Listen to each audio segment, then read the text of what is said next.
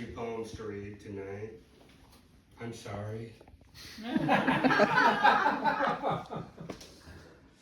This one is called Observations of a Changeling. For anybody who doesn't know, a changeling is a child that was stolen by the fairies and then replaced by one of their own. And a lot of times, it was mistaken for what we now known as a neurodivergent child. And sometimes they would leave them out in the wild, give them back, or otherwise kill them. Yeah. Observation notes, day 1. A shapeless sack of skin and bone pulses beneath the grow light like it breathes. But how? Day 2. A rectum forms, leaks, common blood in a twisted path of dried flakes. Day 3. A hazel eye opens, lets go of 3 tears, closes. A mouthful of teeth opens, lets go of 3 cries, and closes. A limb pulls away from a mass, uncurls 5 digits, closes. A body, genetic test results. A body like a human child. DNA tests show traces of Homo sapiens, but something else, something inhuman, alien, feral, older than Lucy. Physical observations. Biologically, he appears human. Bipedal, walks upright, uses hands. Genetic observations. Foreign strands twist, interwoven with his genetic code, a hybrid, a mutant.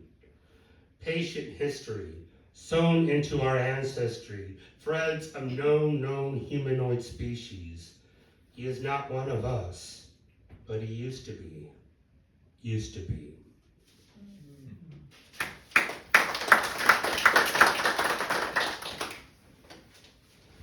This is called Kuwait. This is what at least I call is a mirror poem, where you write a few lines and then mirror, and the rest of the lines mirror what you have. Anyway, Kuwait. Rise after midnight, get knife hit, stoned, sit on the floor, bury agony beneath a peregrine mask. Drill finger holes in a sticky tub of frozen Cool Whip. Extract the sweet cream with 2 curved claws. Scrape it off with the tips of the teeth to suffocate triggered breaths crunching their mouths. On the back of a 6-year-old's throat, crunches its mouth to suffocate triggered breaths. Scrape off tips of the teeth. Extract sweet cream with 2 curved claws in a sticky tub of frozen Cool Whip. Drill finger holes. Bury agony beneath a peregrine mask. Get knife hit, stoned. Sit on the floor. Rise after midnight.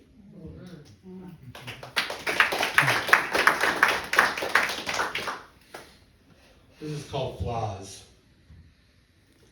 The sway of your body trembles through the nipple between my teeth. Fingers squeezed in your lips. My tongue voyages down the currents of your waking sea, runs aground on your flaws. Drowning whispers write their perfection.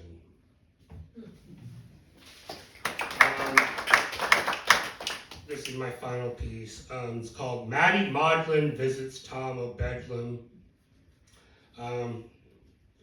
The song that I picked is mentioned in here. Basically, it's one of the most, what happened last summer, one of the most intimate things I've ever experienced, moments I've ever experienced. And it was purely platonic. What I did is I took one of my sonnets and I wrote a prose poem literally around it, and then broke it up into line breaks and stanzas. So Maddie Maudlin visits Tom O'Bedlam. A Valkyrie sits on the outdoor couch beside me, and we watch propane fires sway in a summer night breeze. She drinks wine and paints words in guilt, unclothes as vulnerability. The sun's nuclear feathered wings scratch away. Hinted in her lyrics and poetry, naked tears rattle, the questions written in molecules burnt.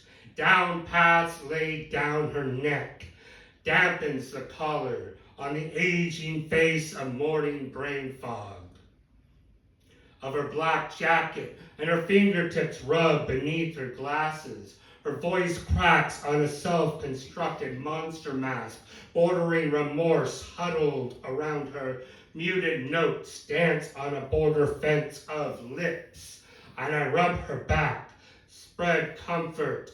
Summer and fall hang barbed wire over, warped through the lifeline, dividing my hand, praying the shuttered gates of another decade for gods to help heal scars broken through her walls, scrubbed graffiti carved on her heart, and then she tells me about waking to a nightmare. Tear-flecked fingers can't read the difference, the kind that all women fear and know. I could be her sin eater, bake her pain into a huckleberry pie, between grief cracks, spider crawling along, take its glacial rage, blisters in the vibrating reef of a sinking heart inside my skull, and death-cold fingers grip the back of my neck, or weighted motion suspended from thrust ice tips down my spine for this collector of souls. Hooks swinging in a void of depression, armed with a golden spear and her wolfen steed parked out front as we place her phone in a drinking glass, a makeshift speaker for two half-deafies. If I could align my skin, my bones, with hearing aids, we'd listen to music, and I'd watch her sing. Into a swan, I'd unfurl my plumage. Along, her eyes close as the beat vibrates, floats to the wet dusk. Stain, just your memories. Skin, as she sways on swinging notes.